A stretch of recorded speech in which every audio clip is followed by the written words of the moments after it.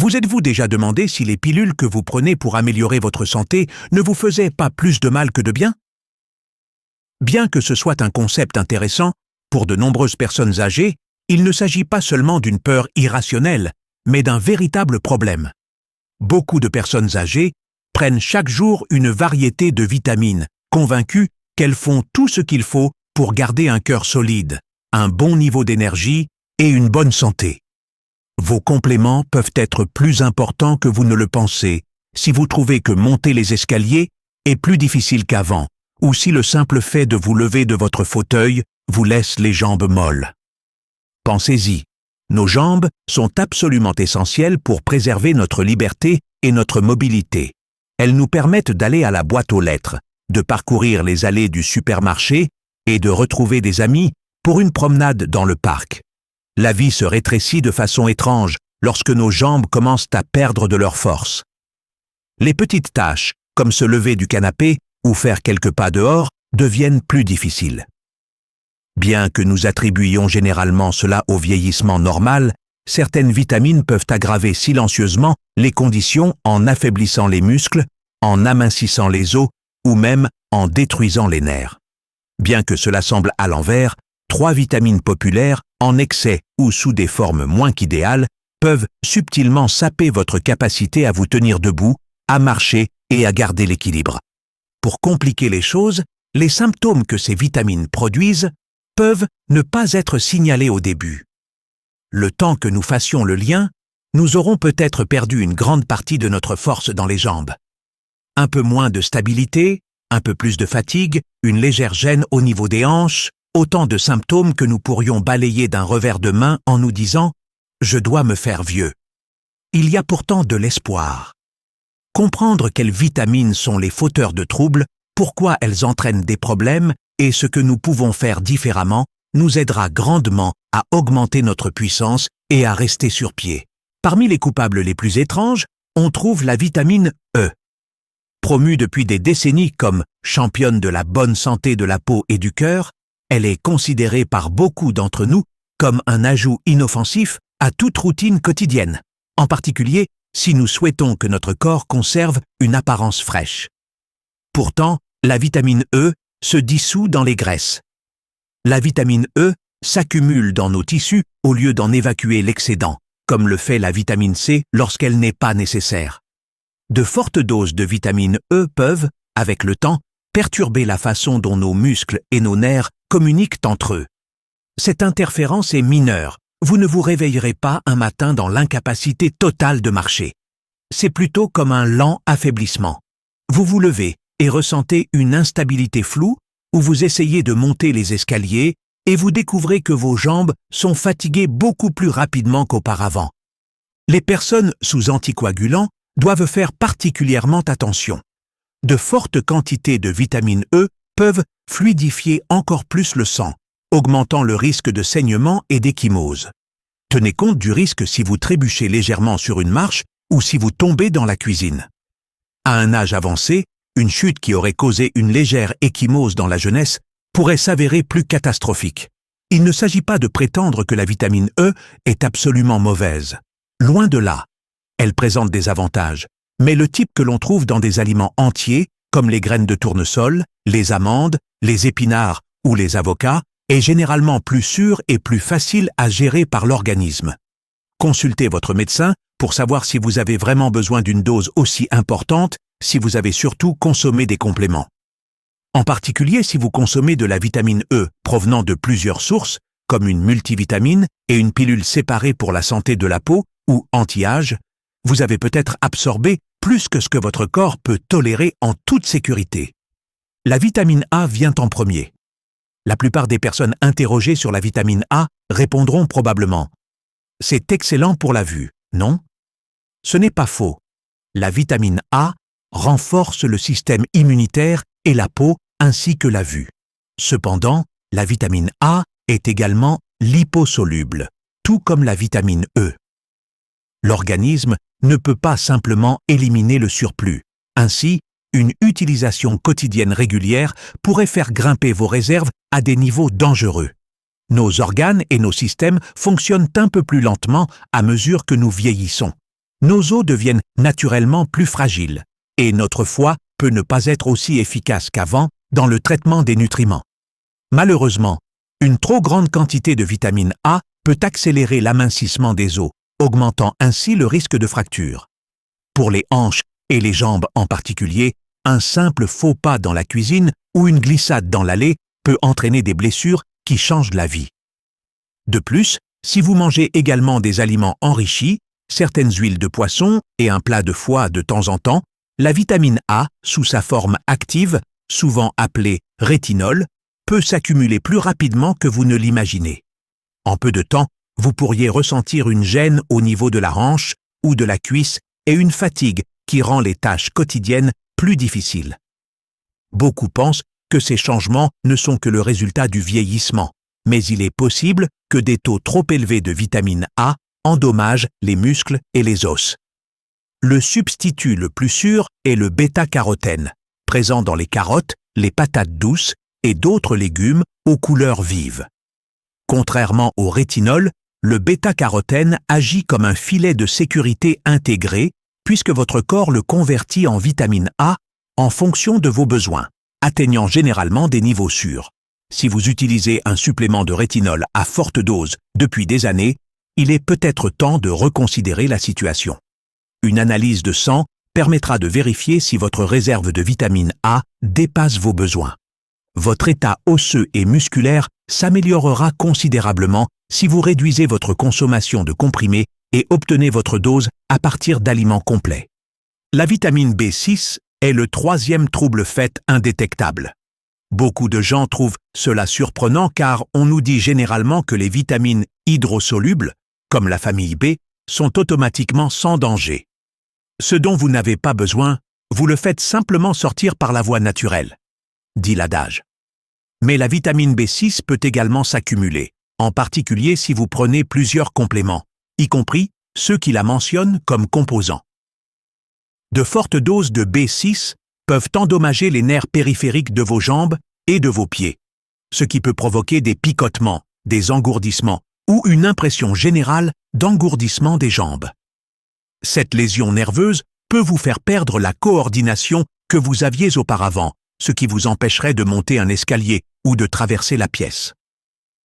L'aspect le plus surprenant est que même si vous arrêtez de prendre la B6 en excès, les dommages ne sont pas complètement réparés. Il est donc très important de les détecter rapidement. Si vous sentez que votre équilibre est perturbé ou si vous ressentez des picotements inexplicables dans les orteils, ne supposez pas qu'il s'agit simplement d'une de ces bizarreries liées au vieillissement. Lisez les étiquettes de vos compléments et parlez-en à un médecin. Une analyse sanguine de base pourrait révéler que vos taux sont bien supérieurs aux valeurs recommandées.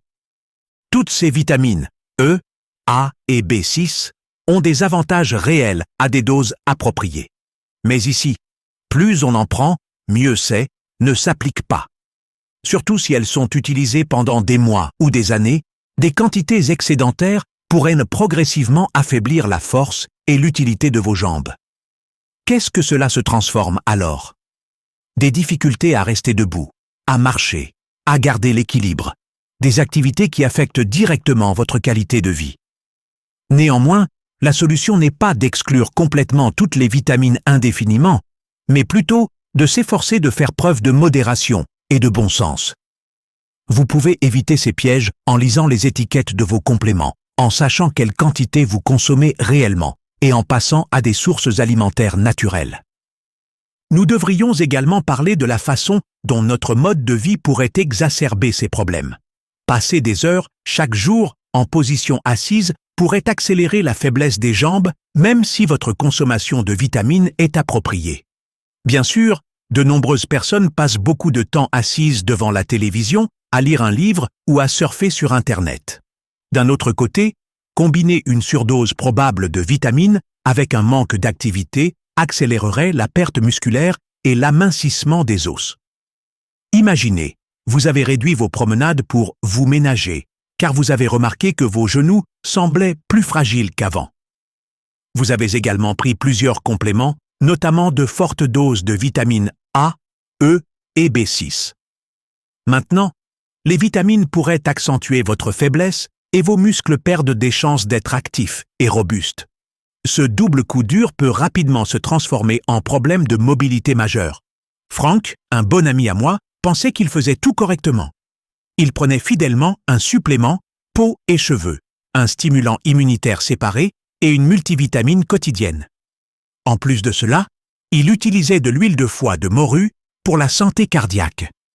Il s'est surpris à s'appuyer sur des meubles lorsqu'il a essayé de se tenir debout, il y a quelques années, et a constaté que monter les escaliers devenait plus difficile. Au début, il a attribué cela au fait d'avoir atteint l'âge de 70 ans. Lors d'un rendez-vous chez le médecin, on a constaté qu'il consommait des niveaux extrêmement élevés de vitamines E et A. En quelques mois seulement, il a retrouvé l'essentiel de son endurance en réduisant les médicaments inutiles et en privilégiant la consommation de graisses plus saines, comme l'huile d'olive, les noix et les graines, au lieu de suppléments d'huile à forte dose. Cela lui a ouvert les yeux, ainsi qu'à tous ceux qui croient que plus on consomme de suppléments, mieux c'est. La bonne nouvelle dans tout cela est que vous pouvez préserver votre force et votre indépendance en apportant de petits changements judicieux. Il faut d'abord passer en revue tous les compléments que vous utilisez actuellement, qu'il s'agisse de tisanes spéciales, de boissons enrichies, de stimulants énergétiques ou même de compléments protéinés. Certains de ces produits contiennent des vitamines à des fins esthétiques, et il est facile de dépasser les limites raisonnables sans le savoir. Faites une petite liste des vitamines que vous prenez et additionnez-les. Apportez cette liste à un médecin ou à un pharmacien si vous n'êtes pas sûr des chiffres. Ils peuvent vous aider à repérer les doublons. Vous constaterez peut-être que votre multivitamine couvre vos besoins quotidiens et que des comprimés supplémentaires ne sont donc pas nécessaires, voire dangereux. Assurez-vous que votre médecin note tout problème de jambes ou d'équilibre que vous avez pu avoir. Indiquez clairement si vous sentez vos cuisses différentes d'avant. Vous sentez-vous trembler en vous levant? Avez-vous trébuché plus souvent ces derniers temps? Ces détails peuvent aider votre médecin à déterminer si vous avez besoin de tests particuliers, tels qu'un contrôle du taux de vitamine A, de vitamine E ou de vitamine B6. À moins que vous ne le demandiez, la plupart des visites normales ne permettent pas de vérifier automatiquement ces vitamines. Il y a un bon côté, même si vous découvrez que vos niveaux sont plus élevés qu'ils ne devraient l'être. Souvent, vous pouvez équilibrer les choses en réduisant les suppléments. Le corps est fort et, généralement, il commence à se guérir lui-même lorsqu'il obtient un répit de la surcharge. Pour certains suppléments, l'amélioration vient rapidement. Pour d'autres, comme la B6, cela peut prendre un peu plus de temps. Si les niveaux sont trop élevés ou laissés sans contrôle pendant trop longtemps, des lésions nerveuses permanentes peuvent en résulter. Mais plus on la détecte tôt, plus les chances de guérison sont élevées. Vous vous demandez peut-être comment maintenir une consommation raisonnable de vitamines sans courir le risque d'en abuser. Les aliments complets sont vraiment excellents à cet égard. Pensez à un régime riche en protéines maigres, en céréales complètes, en noix, en graines et en fruits et légumes aux couleurs vives. De manière générale, les formes naturelles de nutriments ne provoquent pas le même type d'accumulation toxique que les comprimés. Votre corps est conçu pour décomposer les aliments et obtenir exactement ce dont il a besoin à partir d'une alimentation équilibrée. Si vous vous inquiétez de votre apport en vitamine E, par exemple, ajoutez des tranches d'avocat à votre salade ou croquez une poignée de noix. Si vous vous inquiétez de votre apport en vitamine A, faites le plein de carottes, de poivrons, de patates douces et de légumes verts à feuilles. En ce qui concerne la vitamine B6, les aliments riches en cette vitamine sont la dinde, les pois chiches et les bananes. Non seulement vous fournirez à votre corps ces nutriments à des niveaux raisonnables, mais vous obtiendrez également une variété d'autres substances utiles, notamment des fibres, des antioxydants et d'autres vitamines qui se complètent. De nos jours, d'autres éléments peuvent compromettre la force des jambes en plus des vitamines. L'inactivité prolongée représente un danger caché, mais majeur. Imaginez quelqu'un qui se réveille, prend son petit déjeuner, regarde la télévision, puis passe une longue séance assis sur le porche, terminant la journée en lisant avant de se coucher. Toute cette position assise s'additionne. Les muscles régulièrement sollicités commencent à s'affaiblir. Les os qui ne sont pas soumis à la tension de la station debout ou de la marche commencent à perdre de leur densité. De petits mouvements additionnés peuvent faire une grande différence. Si vous n'êtes pas d'humeur à faire une longue marche, pensez à faire quelques fois par jour de petits tours dans le quartier. Essayez de faire de simples exercices sur une chaise en étendant les jambes, en faisant pivoter les chevilles ou en effectuant de légers squats tout en vous tenant à quelque chose de stable. Chaque mouvement permet de conserver une masse musculaire et une solidité osseuse vitale. Après avoir pris sa retraite, une de mes amies, Margaret, s'est retrouvée dans une situation similaire. Elle pouvait passer des heures plongée dans une bonne histoire, confortablement installée dans son fauteuil inclinable et aimait lire des romans. Elle s'est rendue compte qu'à chaque fois qu'elle essayait de se lever, ses genoux étaient raides. Margaret savait qu'elle devait commencer à bouger un jour après avoir failli trébucher sur le seuil de sa porte. Elle a commencé à chronométrer chaque heure pour qu'elle se lève, s'étire et marche sur place pendant 1 à 2 minutes. Au début, elle trouvait cela légèrement ennuyeux, mais au bout de quelques semaines, elle sentait que ses raideurs diminuaient. Au cours des mois suivants, elle a mis en place une routine matinale légère avec des levées de jambes latérales et de courtes marches. Sa stabilité et son tonus musculaire se sont remarquablement améliorés grâce à ce petit changement dans sa pratique quotidienne. Souvent, la solution consiste à combiner des mouvements réguliers et raisonnables avec une approche réfléchie des compléments alimentaires pour garder des jambes en bonne santé en vieillissant. Quand on y réfléchit, ce n'est pas compliqué. Notre corps fonctionne mieux en équilibre, c'est-à-dire avec une alimentation équilibrée, des exercices équilibrés et des temps de repos équilibrés. Abuser de compléments alimentaires à forte dose peut faire basculer cet équilibre dans le mauvais sens, compromettant ainsi ce que nous essayons de protéger. D'un autre côté, un comportement trop inactif, motivé par l'anxiété ou l'habitude, peut accélérer la perte musculaire et osseuse. Si vous avez besoin de plus de motivation, pensez à votre avenir. Le travail d'aujourd'hui en vaut la peine quand on peut marcher facilement, se lever d'une chaise de sa propre initiative et monter des escaliers en toute confiance. Savoir que vous pouvez encore faire des courses par vous-même, profiter de sorties entre amis ou même vous occuper de petits travaux ménagers sans craindre constamment de tomber, vous donne un grand sentiment d'indépendance. Évitez de laisser un problème évitable, tel qu'un comportement sédentaire ou une surdose de vitamines, vous priver de quelque chose. Les gens se demandent parfois « Devrais-je arrêter de prendre toutes mes vitamines ?» La réponse n'est pas toujours positive. En fonction de leur état de santé, certaines personnes tirent vraiment profit de certaines vitamines et minéraux. Celles qui souffrent d'un déficit diagnostiqué, par exemple, peuvent avoir besoin d'un complément pour rétablir leur niveau. Le secret est d'aborder les compléments avec prudence. Respectez les doses conseillées. Mesurez vos besoins réels à l'aide de tests sanguins et de conseils professionnels. Et évitez de prendre plusieurs produits contenant les mêmes vitamines.